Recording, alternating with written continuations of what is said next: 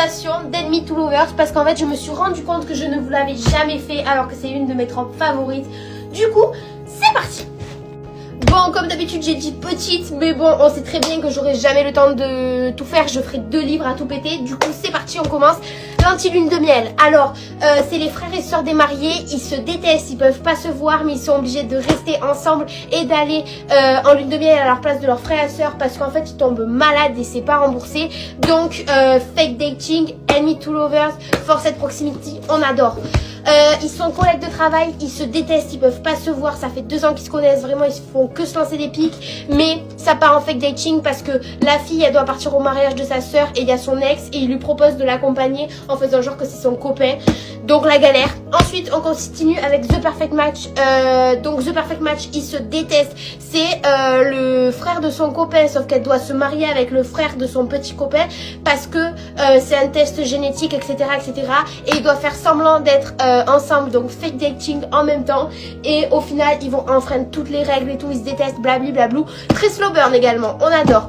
Ensuite on va avoir The Score.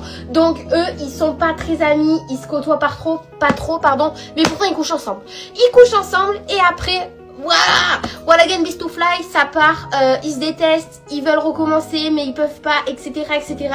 Bref, la galère. Sander, donc là ils se sont chopés une première fois sauf que comment il s'appelle, Jérémia, il assume pas qu'il est gay, donc en fait il lui fout un pain, il lui dit non mon pote, non, toi et moi c'est pas possible parce que personne sait que je suis gay, et en fait ils se détestent jusqu'au jour où ils se détestent plus.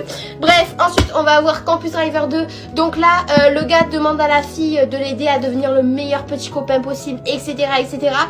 Ils peuvent pas se blairer, c'est à dire qu'elle lui dit non, elle finit par lui dire oui. On ne sait pas par quel miracle elle finit par lui dire oui, mais vraiment ça a été très compliqué et au début il ne s'aimait pas du tout. Ensuite 10 bonnes raisons de te détester de Emma Green. Ils ont couché une fois ensemble quand ils avaient genre 19 ans. Elle tombe enceinte, il est pas au courant parce qu'il est reparti à Hawaï sur son île paradisiaque et il a construit son petit hôtel, et 5-7 ans plus tard elle débarque sur l'île, elle lui fait mon pote t'as des enfants, c'est le temps de l'assumer.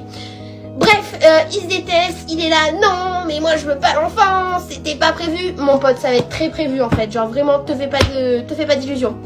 La vie en vrai de Emma Green, là c'est plus bully to lovers. Bon, ils sont très bizarres, c'est à dire que le gars la déteste et tout, son groupe de potes la bully, donc la harcèle, et finalement il se dit oh mais elle est jolie, elle est pas mal, donc voilà quoi, et elle tombe dans le panneau. Elle est bête ou quoi?